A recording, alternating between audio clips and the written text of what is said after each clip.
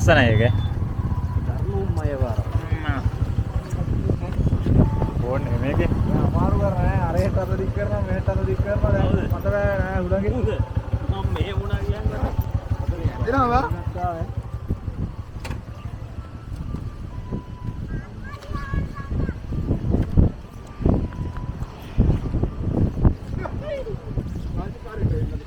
ෂා. හුලම් පාන්ත දෙකයි වගේ ඉස්සේ.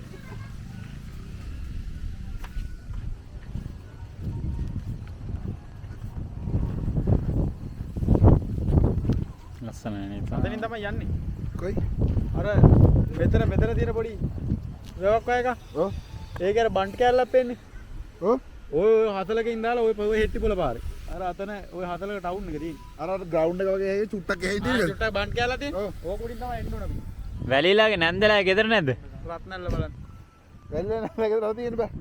අර අතන පේනවනේ. වැලිලා නැන්දලාගේ ගෙදර නෑ. පුංචි අම්මලාගේද නැන්දලාගේද?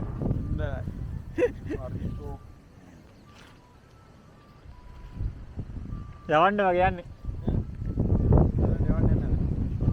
අද නම්